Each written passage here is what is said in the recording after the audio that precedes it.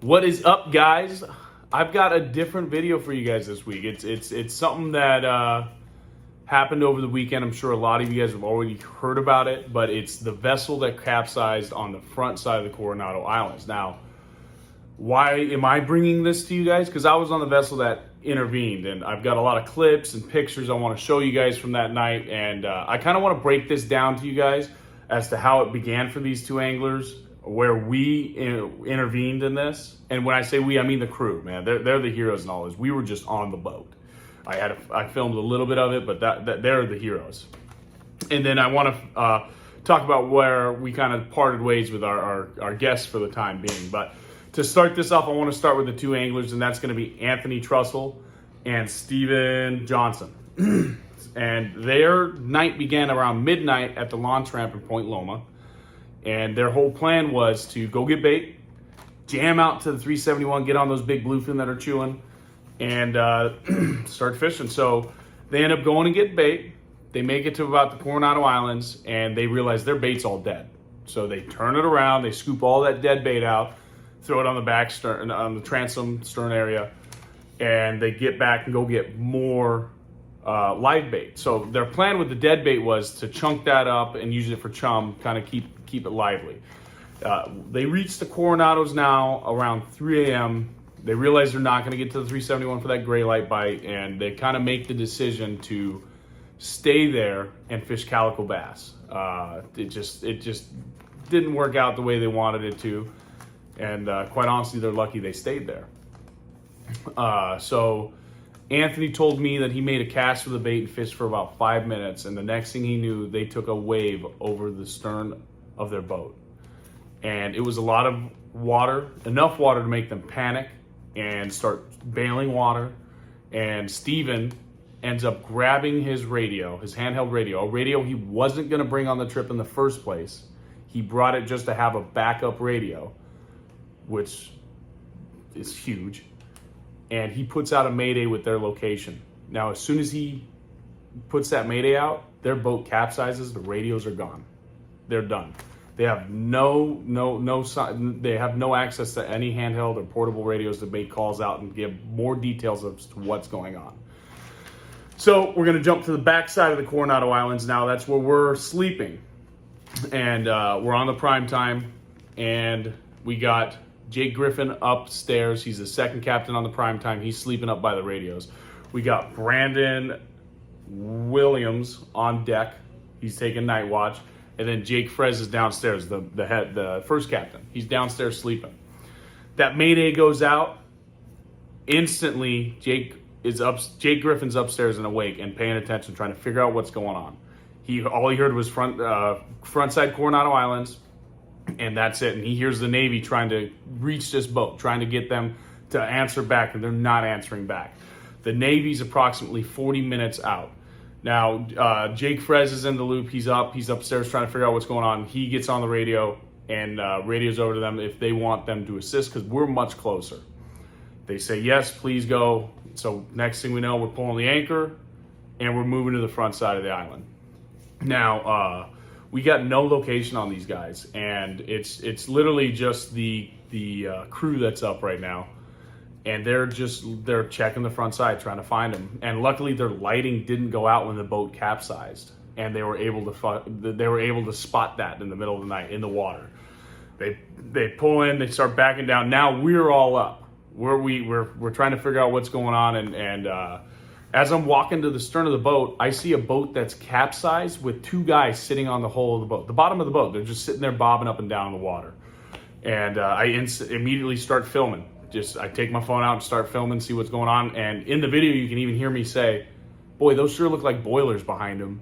They're 25 feet away from going up on boilers in the rocks. And we don't have a life ring out or anything. We're literally just getting everything ready as we're getting there on scene.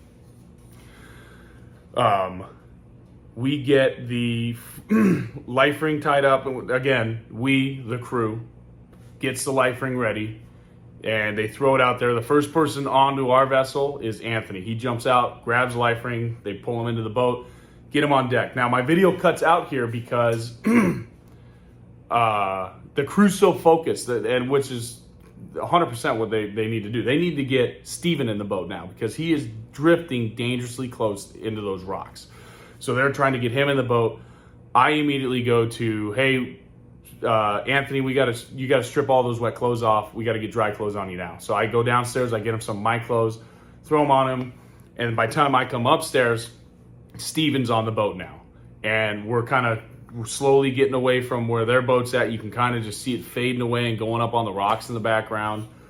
And then the crew comes down. My cousin Josh gets Steven a bunch of his warm clothes, and then the crew gives him like survival blankets, starts warming him up, because that's like 101 on the ocean. You go in the cold water for a amount of time, you need to warm up, whether you think you're getting hypothermia or not. You just don't know.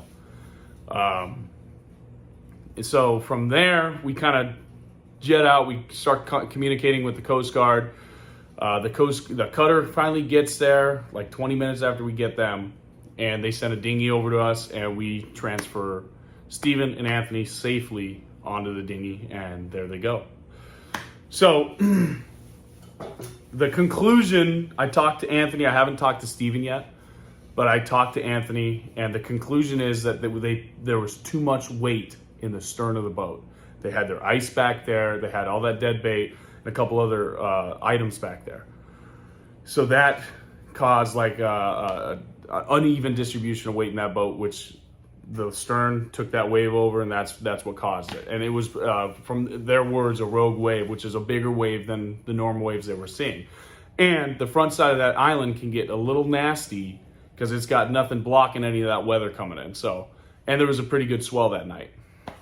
So that was the conclusion there. I know that they they got to the cutter, and then they drove back to San Diego, and then they got back on the dinghy and transported back in, and they were in pretty good spirits. As for the boat, I don't know if it got recovered yet. They're going to get back to me and let me know.